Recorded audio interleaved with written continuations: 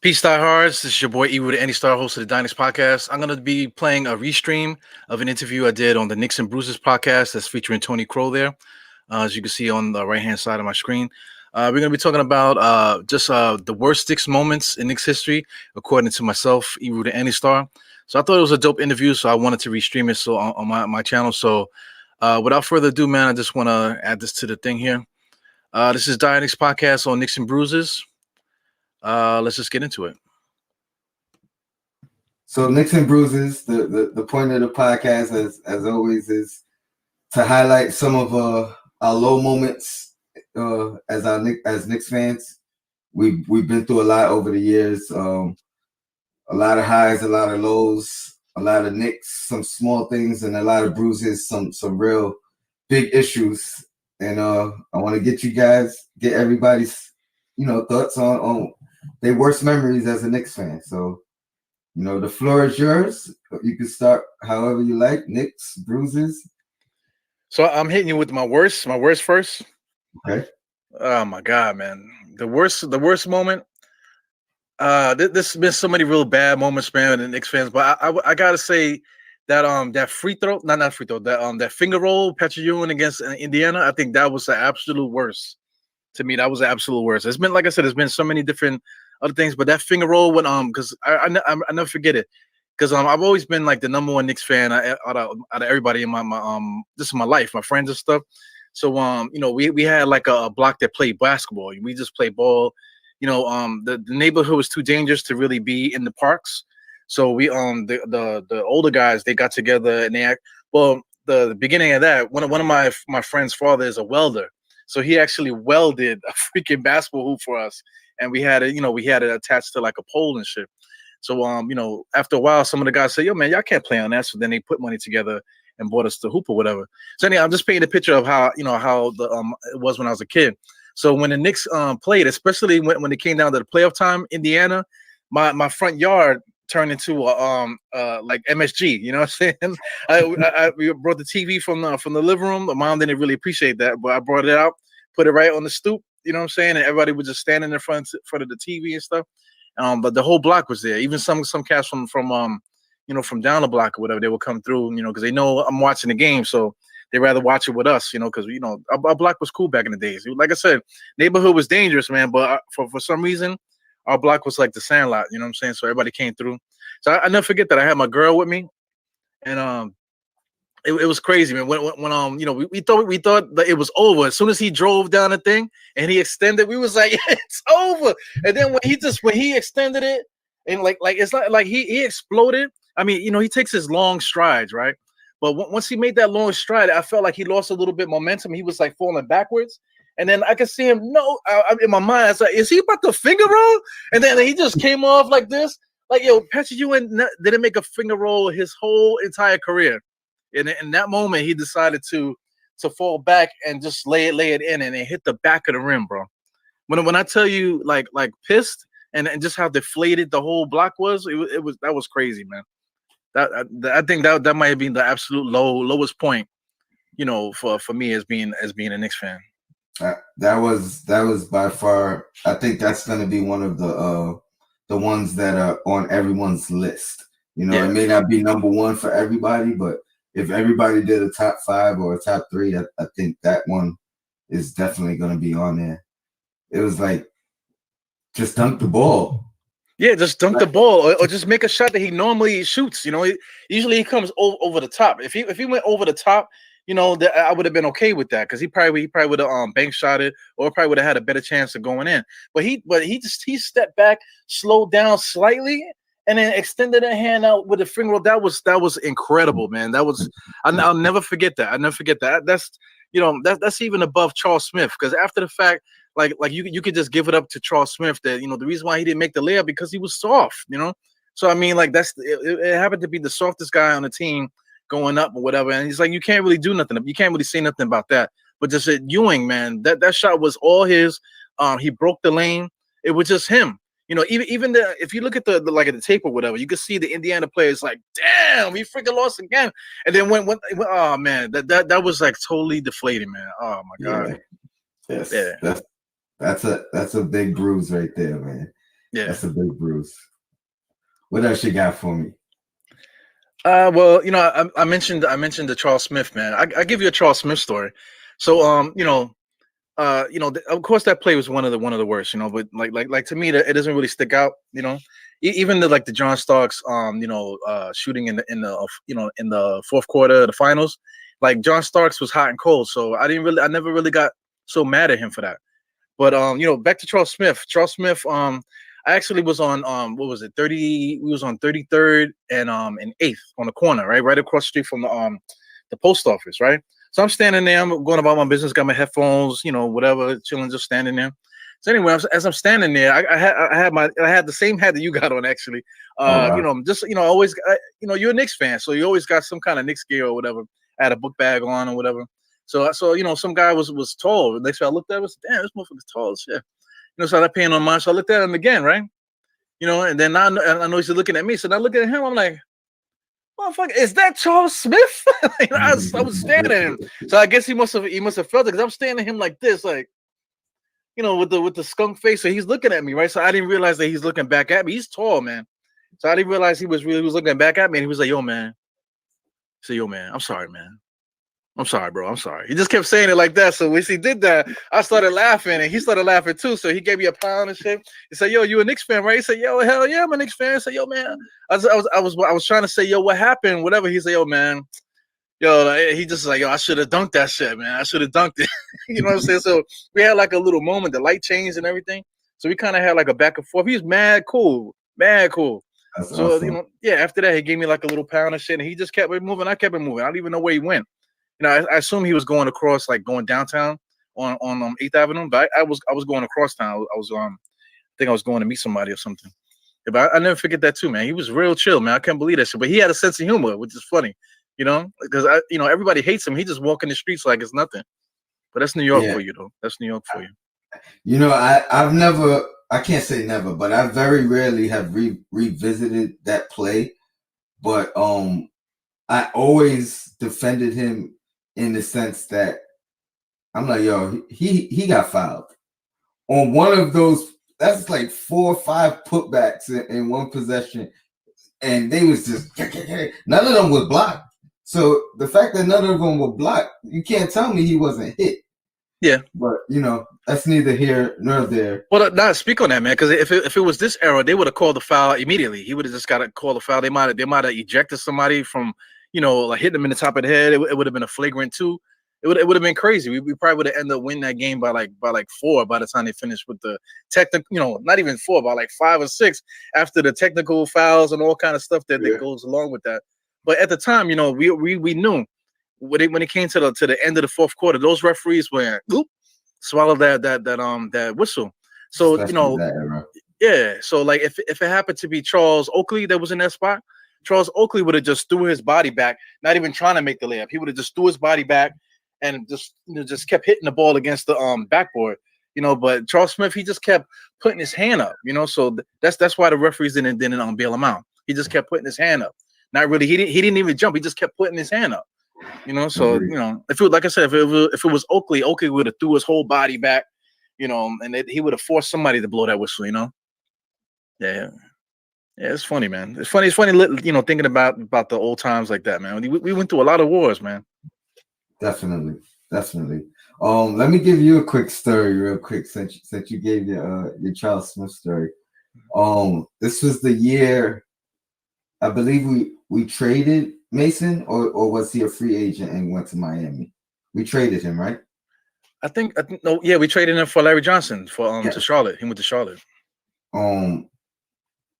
So I'm going to Disney World. I was taking my daughter's mom to Disney World. We had to take a flight to Miami and then from Miami to Orlando. Mm-hmm. And I'm on a plane and I'm walking down the aisle and it's Anthony Mason sitting in the seat. And I just stop and my eyes get wide. And I'm like, babe, look, it's Anthony Mason. And she's just there with her attitude. I don't give a. And then as soon as she says that, he just looked at me with the mean ice cream, and I'm like, All right, keep it moving, keep moving. She about to get me beat up by Anthony Mason. Oh Yeah. man, that was He was a crazy. scary dude, man. Anthony Mason. I've seen him a couple times in person. He's a scary dude. Like one time I saw him as a kid, he actually was in the park just chilling. You know, I can't tell you which park it was. It definitely wasn't Manhattan. I want to say West Fourth because that's so easy, but I don't think it was West Fourth. But he was just sitting down. I guess he just finished playing. He was waiting for next or whatever the fuck. So I was in the park. I'm looking over and it's fucking Anthony. He was, when I talk about a massive human being, that dude was huge, and I guess he was still playing for the Knicks at the time. But he was just a big, massive dude. You know, like when you look at him, you think he's fat, but he's not fat. That's just his chest sticking out. Over the freaking the whatever jersey that he had on or whatever. But he was mad cool. Every time I met him, I also met him in a club a couple times too. Well, every time you meet him, he's real chill. He's just like just like a regular New Yorker. Like whatever you come through, he's like, oh shit, Anthony Mason, yeah, what's good, man? Like blah, like that. What you doing? What you getting into? All right, cool, man. Be over here. You know what I'm saying? Blah blah. He's talking. He always talked to you like that. So I always appreciate Anthony Mason. Very humble, very humble, real chill. And rest in peace. Yeah, no doubt. Yeah, no doubt, man. What else on your list? What else we got here? I guess I could throw some little kid stories, man. Like, I go back to Bernard King, but when Bernard King was rocking, I was like a little baby, you know what I'm saying? So, but just still in my mind, there's certain things when you're like a kid, like sense of smell, sense of taste, you kind of just remember certain things. And also just like your senses, like your ears, like, so I always remember my dad, playing with the radio, because we didn't have cable or nothing like that. Nobody really had cable like that. But you always would listen to the Knicks on MSG, right? So he had we had like one of those TVs that was a TV/radio. So you lift the big old thing and there's a radio inside there. So my dad used to mess with us. I never forget it because the dial was like, where are you? So I know when that came on, I know my dad's he's trying to get the station right, turning the dial, trying to get it right. So he finally would get it. And then you would hear the Knicks game, Knicks on, whatever, however they used to say it, Mm-hmm. Yeah. So then used to hear Mike Breen. Was it Mike Breen at the time, or was it I think that might have been Mike Breen. I think was our era, but was it Marv? Did Marv? Yeah, Marv. Yeah, it probably was Marv because I remember the yes, so it was definitely Marv. So he's like, Bernard King inside, left baseline, jump shot, yes, what I'm saying, like that type of thing. So that type of stuff I just never forget, So with Bernard King, so he was like a superhero to me because I felt like whenever my pops listened to the game, it was always Bernard King, yes, all day long, step through dribble, yes. Like that, so I would never forget it. So I remember seeing my dad too. He was because he was a young guy. I had to be, let's say I had to be like 4 or whatever. So my dad was like 25, 26. So he's a young guy still too. So I remember him, being animated, yeah, like that, whatever. He come on, give me a pound, that type of thing. So that's what attracted me to the game or whatever. And we would go to like not necessarily barbershops, but like anywhere, like hanging out with his boys, whatever. If Knicks game was on, somebody would have it on their car, playing it in their car, or if we were somewhere, somebody would have it on if the Knicks were playing. Even if they were playing music, the Knicks would still be on for the guys to talk. So that whole culture, man, I just loved it, man. Just loved to, because it was like a superhero type of thing. But the bad story with that is that Bernard King got hurt. So when he got hurt, I was like, oh my God, how could he get hurt? Because to me, Bernard King was like Superman, So him getting hurt, I didn't really understand it. So I was like, boo-boo, scratch, what, that type of thing. Oh, he'll be okay. And my pops was telling me whatever. Then, as I started getting into it, now I'm getting 5, 6. Now I know what Bernard King looks like, that type of thing. The Knicks didn't retain him. They just let him go to another team. And then, I forgot what the situation was, right? But I guess they traded him. They traded him or whatever. I don't know the situation. But he ended up being on the Wizard. The Bullets, excuse me. So I remember crying, bro. I never forget that. I remember crying when they got rid of Bernard King, because I didn't understand how could they just let him play for another team, because Bernard King was was Superman. Nobody could stop him. Yeah, so I remember crying, man. So that's what really got me into understanding why these things are happening. Like why would they do that? Why would they trade this guy, whatever? I could continue that story too, man. Like right after that, we drafted Ewing. Started getting used to it. My dad was like, oh, this guy's gonna be like Bernard King. So I'm like, okay. So I'm trying to figure it out, trying to understand. But fast forward a little bit to that. We got Mark Jackson, whatever. But Rod Strickland. Rod Strickland is another dude. Rod Strickland was a dude that's another guy that I actually sold my own two eyes because he came right behind these guys, whatever. So now I'm older. I'm like maybe like 7, 8 or so. And I actually saw him play. Saw him play in the in school or whatever. So I remember him and I physically saw him with my own two eyes. And he's from the Bronx, that type of stuff. So now I know I live in Brooklyn. I know where the Bronx is, right? That's New York City. So that's the love that I have for the city. So when we got, because we had got Mark Jackson. I know he's from Queens, but I didn't make that connection at the time. But when we got Rod Strickland, like I said, I made that connection. Yo, he's from the Bronx. Yo, that's from New York City. So I had that connection with him. So we ended up trading him for Maurice Cheeks, and I cried again. That was the last time I cried, about any Knicks stuff, man. And the thing with that is that after that opened the floodgates as far as like, yo, let me get the newspaper, let me read what they're saying about. I can read now. You know what I'm saying? So I'm getting a newspaper by myself, looking at it, cutting out articles, reading stuff, checking out the box score, trying to figure out, because now I'm good with math and shit. So Rod Strickland, after that happened, I was like, yo, I need to know what's going on because I can't take being shocked again. Like, yo, I don't know why they did that. And then, like, I never forget, it literally made me cry, man. So after that opened the floodgates as far as that is concerned, being a fan and stuff. One of my favorite hip hop lines is from Nature. That was down with the firm. I went to games as a Knicks fan. They had Strickland. They traded him. Ever since then, son, I hated them. Yeah. And yo, that line hit me so hard. I mean, I never hated the Knicks, but yes, that's another one.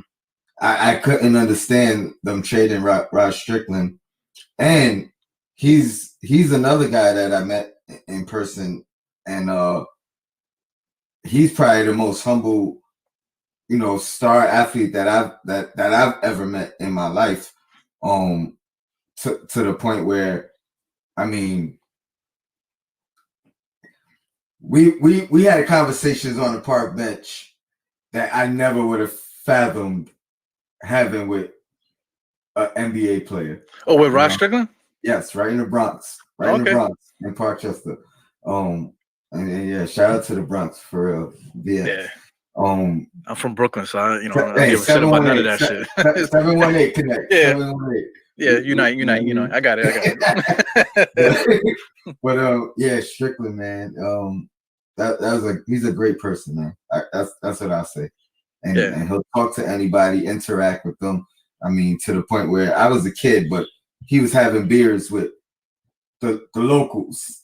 You know what I mean? Which I was like, what? Like, you have a beer with Rod Strickland? I'm right here sitting down. Like, and he never breaks character too, right? He's just real chill. Just like, you always just like, yeah, so yeah, blah, blah, blah, blah. You know what I'm saying? He's just real chill and shit. Yeah. Love that guy. Yo, man, diehard. You are diehard for real. Yeah, man. I got tears stories. Tears, man.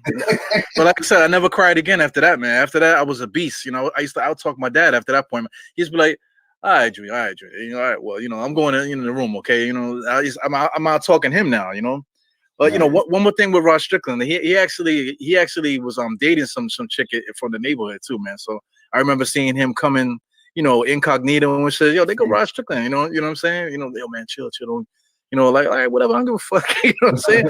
That's the thing. New York City, we like, oh, okay, cool, man. What's up, If he's over there, like, whatever, we got other stuff that we're doing that we worried about that we're not really worried about was what he's doing, man. But yeah, he's cool, man. Definitely. For sure. You got any other big ones? Big ones, man. I'm thinking about I'm trying to stay like in chronological order here a little bit. Cause I mean, like, that PJ Brown fight was pretty bad. Because I felt like that year Miami couldn't do nothing with us. We was gonna sweep them, or I don't know what the record was for the series at the time of the fight. I think were we up 2-0 or something like that. I think we were up in the series. We definitely were up. Yeah, I'm not sure what the record was, but that the ramifications. Yeah, man, they couldn't do nothing with us. They couldn't do nothing with us. If we was full strength, we would have destroyed them that year. They would have had no chance. That was the year. John, that was the John Wallace year where they had the cool, white with the orange block letter jerseys and stuff that kind of looked similar to the city jerseys. Yeah, we had those Rockets. So we was doing our thing, man, that year. So I mean, once it happened and everything went down, like the aftermath, it was just like what? They're suspending this guy, that guy. The one that killed me the most was Ewing. Ewing wasn't nowhere near it. Because I remember when it went down, we was all kind of mad that Ewing was over there, talking. He wasn't really talking jumping. He kind of was just pacing on the outside of it. We was like, yo, Ewing need to get up in there. But all of a sudden, the NBA has a rule that if you leave the bench, that you get automatically suspended. And they took it to the point where they looked at every piece of that film. And it was like, he crossed the line. He got to go. It's like, what? When did that happen? I feel like, right? Was a foot over. He literally put his foot over the line. Like he didn't leave the. And I think we had so many suspensions that they had to divide it amongst 3 games, right? Yeah, that was crazy, man. Like I think one game, Scotty Brooks didn't start. I don't think. But he was like our only other guard coming off the bench, man. So I mean, we had no shot. But even then, even though we lost all those players for those games and stuff, we still was taking them to the end of the fourth quarter. That Miami team was trash. And my thing with Alonzo Mourning is that he was like talking so much junk, pumping his fists and squeezing his muscles and all kind of stuff. I was like, man, fuck this guy, man. So I don't know if you could curse or not, man. I like to curse. every individual show is about the guests. So okay, yeah, all right, I got a potty mouth. It's about you today. Yeah, that's one thing too about Alonzo Mourning. I respect the fact that he got a championship, after the fact for that year with Miami. He deserved it. But up until that point, man, I was like, man, this guy, he to me, he was such like a I'm gonna say the word phony. But off the court, he always did well. Good for the community and stuff. I give him all his props for that. But we're talking about between the lines, of a basketball court, whatever. When it came down to playing and stuff, I just thought that he was like the biggest phony, fake tough guy kind of thing. He's one of those guys that come through and they be like, yeah, I'm Alonzo Mourning. Say, yeah, all right, man. You know what I'm saying? Like, what's good? You know what I'm saying? Like somebody might slap him off a GP, that type of thing, and start dragging him up and down the wherever he is, a barbershop or whatever. Yeah, man. So that's where we came from the '90s, man. So it was hostility whenever we talked about that crew, and that left a real bad taste in my mouth for that Miami series, man. I felt like we would have smoked them. We would have got to the I think we would have got to the finals that year, no problem. We would have beat, because I mean I think the Bulls swept them, right? Mm-hmm. The Bulls swept them, and that year we was giving the Bulls problems, man.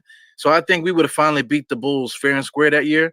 And we would have, whoever we played in the finals, we would have just beat them. Like that, I can't remember neither. I can't remember who. Seattle. Did they play Seattle? I think so. That was the second. I think that was their second championship. If I believe. Oh no, it might have been like the I don't remember, man. I don't know if Utah. I think it might have been Seattle, bro. Seattle might have been the first championship of that second run. Yes, I think. I don't know. But that's not important though. Getting those numbers right. It's not important. It's all the feeling that you had about those situations, man. So yeah, that was bad too, man. PJ Brown to this day, if I see him, man, I think I might just clothesline him or like punch him in his balls or something like that. If I ever see him in person, man. That's cool, man. That's one I haven't heard from anyone either. That one wasn't on anyone's list. But like I said, going back and thinking about it, they suspended so many players that they had to divide the suspensions amongst 2 or 3 games. Yeah. Like, and in my brain, I kept saying like, oh, like I wish we could determine or the Knicks could determine who gets suspended when, because they broke it up in a way that we needed 2 guys paired together that just weren't able to be play the same game. Yeah, that's a good point about that too, because they definitely did that. They said, okay, well, we'll let you keep Ewing for this game, but then we're gonna take this guy for that game. Like it was a setup. You know, it's like it was a setup for us. They didn't want us. They just didn't want the Knicks to be in the finals. They didn't want us to be that figurehead, as we won a championship, face of the league. They still wanted Jordan and stuff like that. So I think that setup was in, man. They wanted out of of course the Knicks. I don't know if the Knicks really did it to themselves, because I mean it was Charlie Ward. Charlie Ward was the one he had to fight with. So Charlie Ward, he don't fight. You know what I'm saying? So when that happened, it was kind of unfortunate. But once the Knicks gave them that opportunity, they just like dragged us through the coals with that, man. So I thought that wasn't really fair, man, how they did us. But it is what it is, man. I mean, that's history, man. Yeah, man. We got a long road of a tough history. Yeah, man. You got any more? You wanna get into some positivity? All right. Well, before we get to the positivity, I'll give you one more that was bad. The Anuka Brown situation. That was bad, bro. Yeah, that was really bad. It was like when you're a Knicks fan, you can always argue certain points and stuff. You can always argue like why he traded this person or whatever.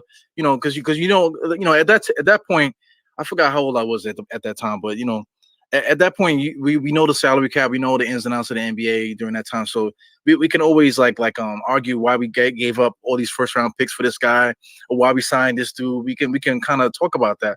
But once that came out, and it was big, man. And people, I feel like maybe Dolan might have paid some money to keep people from ever mentioning it again. Because that was really bad, man. I thought like if anybody was gonna lose, like being forced to sell a team and stuff like that, Dolan was real close during that time period to losing it all, man. He had to stick his ground. I think Isaiah took most of that. Isaiah took most of it. Was Steve Mills? Steve Mills got fired. He had the one to get fired, I think, if I'm not mistaken. But I know definitely around. Yeah, I think he was around. Yeah, I mean, but I mean, the Knicks were trying so hard to bring diversity to the franchise and stuff. They always did. So when that happened, it was just like, oh my God, what are we gonna do here? It was like that was really bad. But we got through that too, man. Knicks been through a lot, man. That's why I don't get this era how people so mad, about certain things, man. We've been through a lot, man. We've been through a lot as Knicks fans. That was. I think that solidified the end of Isaiah. I was really particularly mad about that situation because I felt like he could have just omitted his wrongdoing, and it wouldn't have been as big of an issue. Yeah. He was very stubborn in the fact that he didn't do anything wrong, and I don't want to sound chauvinistic, but it wasn't anything physical. You know what I mean? It was disrespectful words that he did, that he was alleged to have said, or unwarranted advances, which by all means I'm not saying is because there's a lot wrong with that. Yeah. But admit you're wrong. Grow as a man, and let it handle itself. I think his stubbornness is what really messed it up. Yeah. Yeah, you saw me laughing, right, when you said stubbornness, because when I was thinking about it, Isaiah was almost to the fact, well, tell the bitch to sue me. I ain't do like the way he was kind of carrying on, about it. It's like then he kind of was implying, but like, look at her. Why would I? Why would I do that with somebody who looks like that? You know what I'm saying? It was ugly, man. That was really, really bad. So I mean, it was nothing that we could have did. That it just had to play out. It just had to play, run its course, whatever. So I wonder what the settlement was, because I think she wanted her job back or whatever. It was big. I wish I would have pulled that one up on the on my little video, because it was a substantial amount of money. Yeah. But I think there's a lot of stuff behind the scenes too. I think they gave us stuff behind the scenes that we probably would never know until somebody writes a book or something like that. So I mean, it is what it is. I kind of don't want that to come out, and I hope I didn't put no seeds in nobody's mind, man. They watching this podcast, we're like, yo, Anuka Brown, damn, son, let's go look up some stuff of it. Oh, yo, and thank thank God for him, I'll say that it was then and not 10 years later Oh my God. with the Me Too era, because it was that big without the Me Too movement behind it. I could only imagine. Yo, it would be no more Knicks. It would be the Brooklyn Knicks, and the Brooklyn Nets were alone by themselves in New York City, man. They would have to sell the team. We probably be playing in Seattle right now. If that, Yeah. if that was nowadays, we probably be the new Seattle Supersonics. It's crazy. Because even in and I think Dolan's relationship with Isaiah kind of hindered it as well, because I think any other person, the Knicks would have handled it different. The Knicks kind of stood by their guy. You know what I mean? And that was his man. Isaiah Thomas was Dolan's bro, man. For sure. Yeah, for sure. He was holding him down. That was his road dog. Him and Steve Mills and shit. It's crazy. For sure. Yep. And I'm not trying to rush you, man. So if you got more, by all means, I don't know what your time schedule is. I'm good.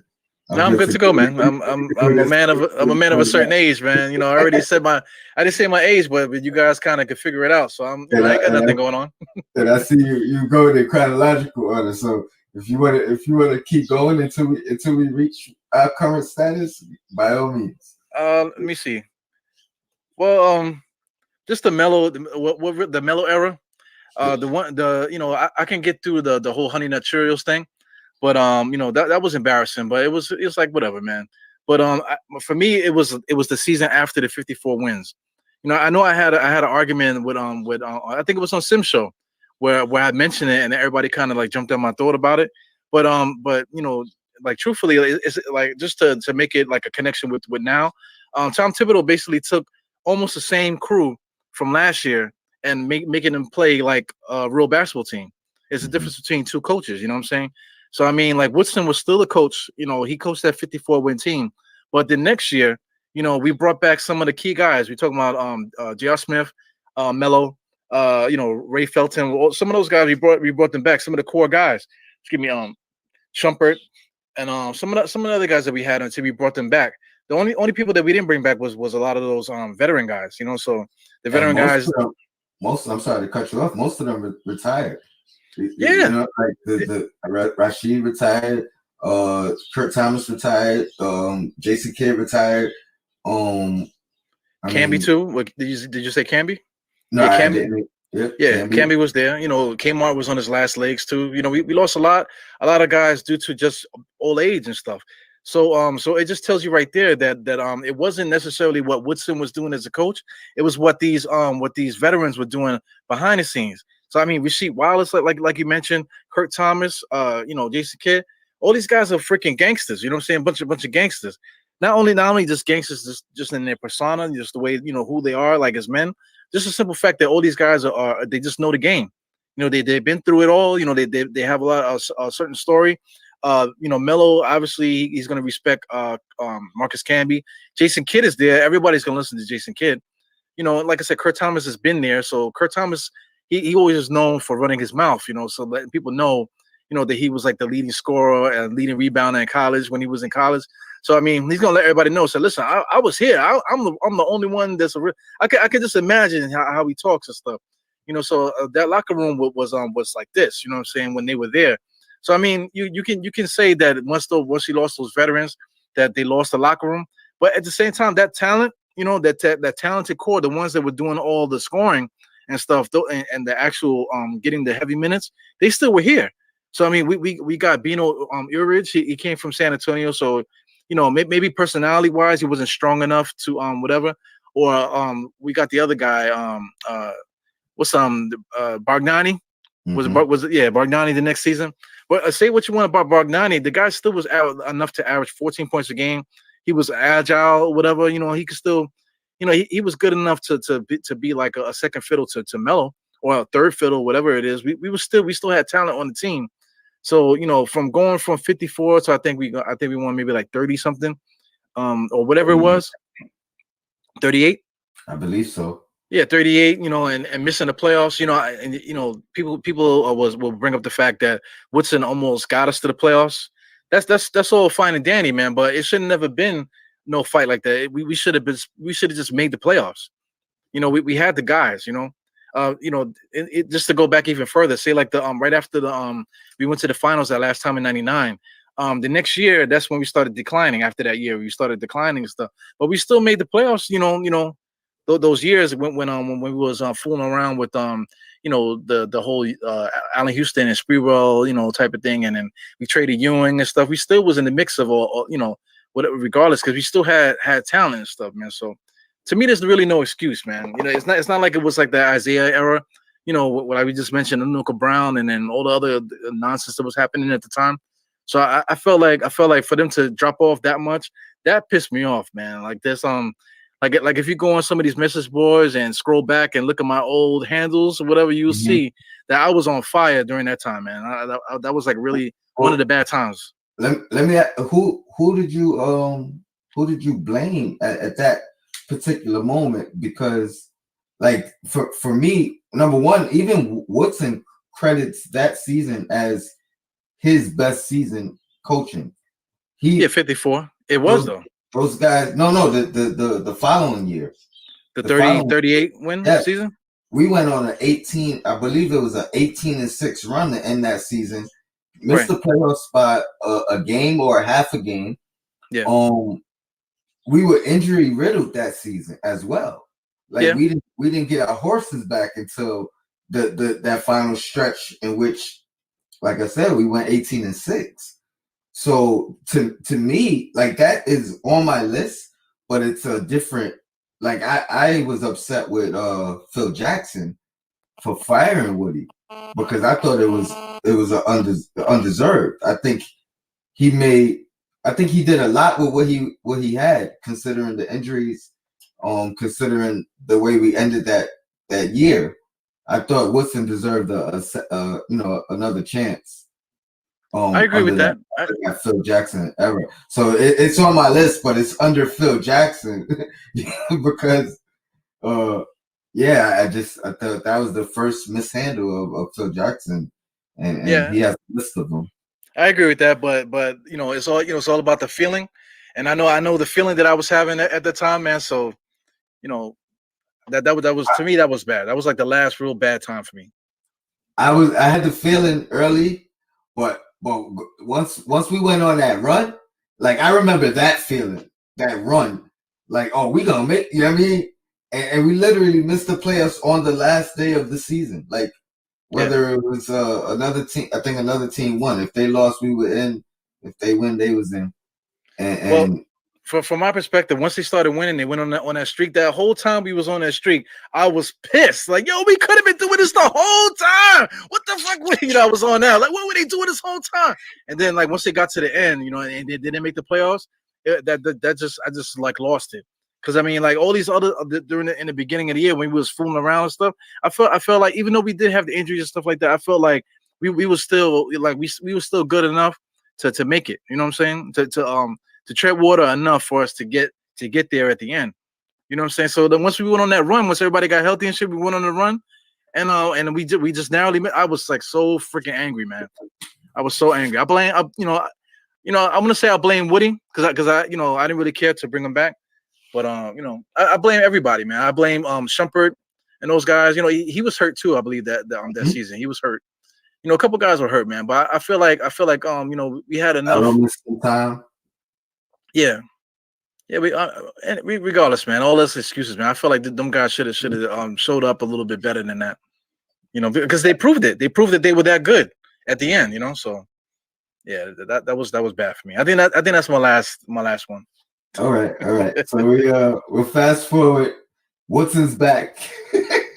I don't know how you feel about that, but that was actually good news for me. I like I said, I was a fan of Woodson. I enjoyed his turnaround of J.R. Smith. I credit him with that. I think we've seen Melo play the most defense as a Knick under Woodson, so I kind of credited Woodson with that as well. But yeah, we got Woodson back. We got Tom. We got a nice mixture in this coaching staff. I know you're a pretty optimistic fan for the most part. So what are your thoughts of the current team, the current roster, the current front office, the future? I think it's a bright future. What say you? Well, you said it right there, man. I'm optimistic now because of times like that, the situation we just talked about with the 54 win season and the season after that. Then like rewind to like the 13 years of the Ewing era, the Isaiah Thomas era, even worse the freaking Scott Layden era. To me, I think Scott Layden was the one that set the table for all the nonsense that we had to deal with the last 20 years. Because he capped us out. And then when you say, "Oh wow, he spent the cap," oh, we must have some stars. Right? You look at our roster, straight trash. But Shannon Anderson, his freaking retarded cousin Howard Isley. We had Othello Harrington, freaking Clarence Weatherspoon looked like a woman. It looked like a woman out there playing for the Knicks, man. It was crazy, man. I couldn't believe it. Like but the thing is, okay, we got those players, but it wasn't just that we got them. We maxed them out. We maxed out the roster. We gave Houston. Houston was already looking like he was getting hurt, and we already had Sprewell. Sprewell was still in his stride, and instead of just keeping Sprewell and kind of like choosing him to be your shooting guard, and then like moving on from Allen Houston, or maybe giving him like a fair salary, because I feel like maxing him out, giving him one of the most historic contracts in league history. I think that was wrong, man, because there was nobody checking for Allen Houston. Of course, he would have signed, but not for that 120 mil, 120 mil over like 6 years or whatever the hell it was. That was crazy. I mean, like if we signed him to like maybe like a 3-year contract for not the max though, it couldn't have been the max. It had to have been something a little bit less. Because Houston was obviously declining. They during this time period also that's when he got his 50-point games, or whatever. But he couldn't really play the game. He was just an ISO player at that point. Give him the ball and just let him do what he's gonna do. Because we weren't trying to win nothing. It was crazy. I felt like that was like the worst. And then I can't remember if he was the one that traded Ewing. Was he the one that traded Ewing? Layton? Yeah, Scott Layden. That I can't remember, man. But I know all these things started happening so fast, and then once we got, I think it might have been after, right?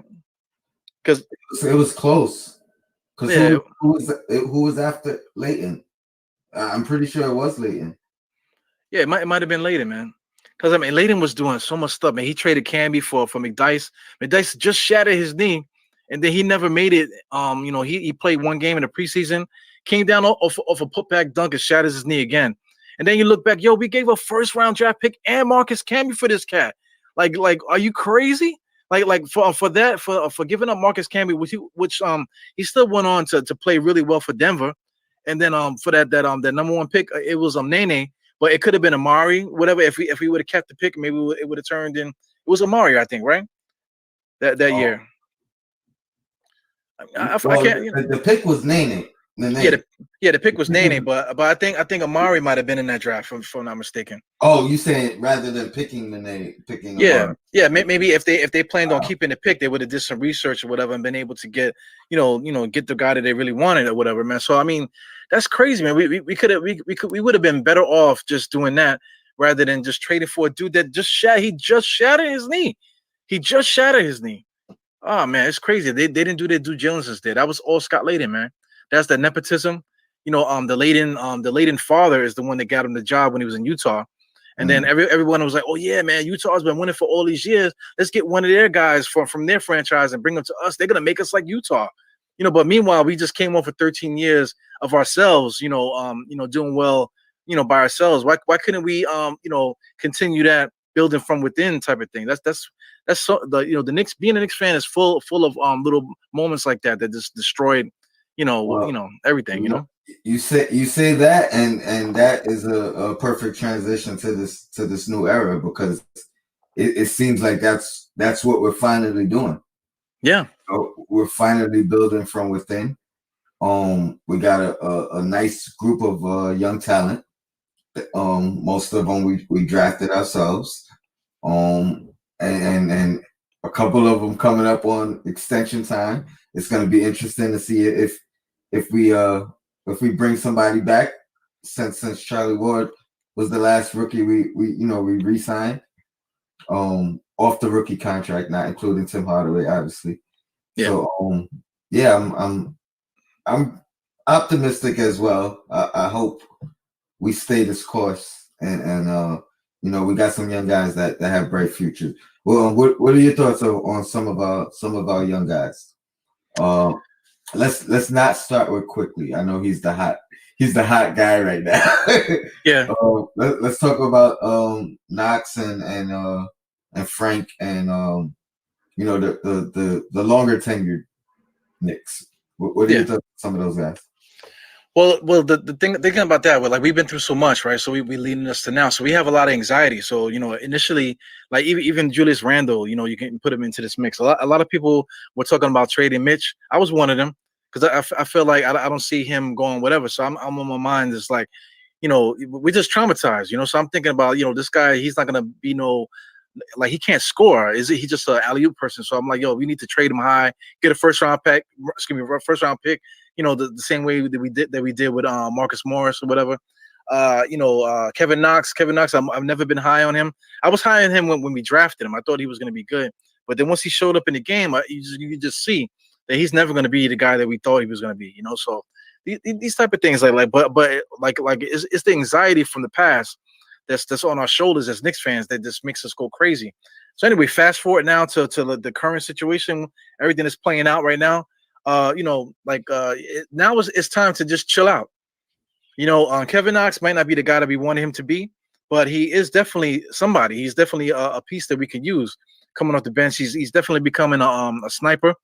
He's never. I ain't gonna say never, but he's not showing the ability to be able to put the ball on the floor to really create for himself. So he's just he's just like a role guy. RJ, we kind of got to wait for RJ to get his consistency together, but he's there. He's right there. What's the other guy? Frank Ntilikina. I talked about him so much. It's crazy. I'm not going to disrespect the kid, but he's in the same boat as Kevin Knox. Is that he's not going to ever be who people think he's supposed to be. But at the same time, right now, in this stage of his career, he is what he is. You know what I'm saying? He's a defensive guy, situational player. Fringe person that you can pull off the bench if somebody gets hurt. All right, we got Frank. Let's put Frank out there because but he has to stay ready. That's just going to be his role. He's because he hasn't proven that because this is his 4th year. He hasn't proven that he can really create consistently off the dribble. He hasn't shown that he can shoot that jump shot. Even though he kind of did it pretty well this year, but he hasn't really shown the growth after 4 years that you need to prove that you're going to be the person that everyone thinks you're going to be. So mentioning Quickly, now that Quickly is here, you don't even hear nothing about Frank. The Frank hive is they're on to bigger and better things now. Now it's the Quickly hive. We need to start quickly. Yeah, so this is all PTSD, man. Just like all the past shit that we've been through. So but right now, just like I've been on it, positive. Like you follow me, man. I've been trying to keep it positive because, like I said, we've been through it all, man. So we kind of coming full circle. Like you got your show, I got my show, but we all working together. It's like almost a family. You know what I'm saying? With a bunch of guys that are doing stuff. So we're like the Knicks franchise and the fans are kind of all coming together now. So there's something brewing. Like one thing I want to say too is that like trades and stuff like that. I think that's just like the old mentality right now. We are smoldering something in like a pot, like a cauldron. Everything is brewing in the pot right now, and we just gotta wait for that thing to cook. You know what I'm saying? And while we waiting for that to cook, surprise, somebody made cornbread. You know what I'm saying? Oh snap, we got the cornbread too. So we waiting for our cornbread. You know what I'm saying? We got the soup to pop in. You know what I'm saying? But we need that cornbread to sop it up. It's coming. I think it's coming, bro. And we put in a little more ingredients each year. Yeah. A little more flavor. Yeah, grandma licking the spoon and putting it back in the pot. You know what I'm saying? Extra flavor. Yeah, man. One thing about Frank, I'm not that low on Frank. I think the biggest issue with him right now is staying healthy. Like I said on Sim's channel, Frank has been going through this repeated circle of sitting on the bench. Everybody want him to play. He finally comes in. He works his way up, has 2 or 3 good games in a row, and then he's hurt. Then he sits out for a month or a couple weeks, comes back. Everybody say Frank gotta play. He works his way back up again. And each time it takes a couple of games to work his way up. Then he'll have another 3 game stretch where it's like, all right, he's arrived and he's hurt again. That groin injury seems to be reoccurring. And then a bunch of little nicks and bruises, if you will. and if he could just stay healthy when he peaks, we might be able to see something out of him. But it seems like he just has to continuously work his way back up into the rotation, and then an injury happens. So if he can stay healthy, I think we'll be all right. I think we can find a good, useful role for Frank. Has your opinion changed on Mitch? You mentioned you was one of the guys that said trade him and get what you can, and do you still feel that way or? Well, the thing with Mitch, there's certain things he needs to learn. I guess that's why they brought Taj back. Because we could have just kept Amari Spellman because we have a need for him as well. But I think it was better to bring Taj back because I guess Taj was getting to him. As far as like learning the little nuances and stuff. So I mean, like he's been evolving as a player, like learning to do big man stuff, like just basic stuff like boxing out. He hasn't boxed out his whole career, and he boxed out this year. He's been boxing out this year. You can credit to him gaining some weight and stuff like that. But it's just more about court awareness and about what is your role. Your role is not to shoot threes. Your role is not to be going between your legs a million times with your cousins. You know what I'm saying? That's not your role as a basketball player. Maybe in practice, if you could show the team that you're ready to do that, then you could do that. I want to bring up somebody like JaVale McGee. Like if you watch JaVale McGee in the offseason, that you would think that he was Bill Chamberlain. The way all the moves that he got so many moves. But when you see him in the game, he doesn't do none of that. But the thing with McGee is that through all this training that he's been doing, he's understanding where to be, and what his role is as a center in the NBA. So somewhere along the line here, Mitch is getting these little lessons and stuff. And he's been a sponge at that. So I give him credit to that. So he's definitely somebody that we can absolutely use. But when it comes down to paying him, there's been a few podcasts that I've heard where guys were cursing and going crazy, about the fact that you don't know the role, you don't know the value that Mitch Robinson has. Yeah, I know the value, but that value doesn't exceed $20 million for what he's given us today. You know what I'm saying? And then that what do you call time is coming pretty quickly for him to get to that road, man. So he can actually build himself up to that. But when you start talking about Rudy Gobert and some of these guys, what's the other dude that was in Houston that went to Atlanta? Like you paid Capella. You paid him in Houston and got rid of him. Now when he's in Atlanta and he's not really, but you still paid him though. You paid a guy that could do what somebody else can do. So I just don't want to. I just definitely don't want to waste money. I definitely see your point of view. I was one of the guys on the opposite end of that, that spectrum, because I felt like, we have this year and we have next year. Like I felt like it was a little bit too early to worry about paying them. I'm also a firm believer that money stuff is gonna work itself out. I just felt like it was a little early to have those kind of discussions when we had them for another full 2 seasons this year and next year, where who knows how much he develops over that time. And we, in my brain, we have until next year's trading deadline to really make a decision on that. So I just thought it was a little premature. Well, that's the PTSD I was talking about. That's like everything that happened before us. It's like, I don't want them to do it to us again. That it was that. Like I said, I admit I was still on that too, man. But it's definitely between last season and maybe this season, I kind of fell off it a little bit. Maybe yeah. I've noticed. Yeah. But it's like I don't want to say that, I don't want to say what's in my head, but it's like we don't want to be hurt again. So but don't hurt me again. That type of thing. I'm thinking about Clarence Witherspoon, man. We can't give. I don't want it to be another Clarence Witherspoon. Then you think about Clarence Witherspoon, motherfucker, that was like 20 years ago. Like, what are you talking about? It's like, yeah. So you gotta. We're just evolving. Everybody's evolving. The Knicks are evolving, and we're evolving too as a fan base. Agreed, man. Yeah. Agreed. This was fun, man. I appreciate you, man. Yeah, I could talk to you forever, man. we gotta do one of your podcasts as well, man. Yeah, definitely, man. I know these late games. You haven't been doing the halftime on the late games. Oh no, I've been doing it. You have? Yeah, my face was like this, you know what I'm saying? Sim comes in and Sim is like, yeah, what's up, Ebro? What's going on? I haven't seen I haven't got the the notification on the patch too.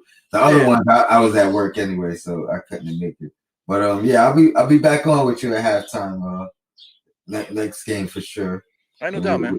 I gotta say too, man. You were the first guy that actually liked DiehardKnicks on Instagram. Really? Yeah, there was 5 people, right? But I think you were the actual first person to hit the follow button on Instagram. Yeah, man. So yeah, so I mean, like you hold a sweet spot in my heart, my man. I appreciate it, man. I appreciate it. Us Knicks fans, we look for all the content. You know what I mean? We look for all the conversations. I mean, we can literally look at shout out to Freezy. Look what he's doing. I don't get how he does that. 2-hour break and then another 4 or 5 hours in the morning. Yeah, we can talk about the Knicks all day long, man. Yeah, he's the Lionel Richie of podcasting though right now, man. That guy's all night long. All right, guys, man. So that was the replay of the podcast I did with Tony Crow on the Knicks and Bruises show. So I hope you guys enjoyed it, man. Tune in a little bit later today. Maybe I might start talking about some Derrick Rose stuff and whatever else is happening with the Knicks, man. So thank you for tuning in to this show. I'll catch you guys out there. Peace.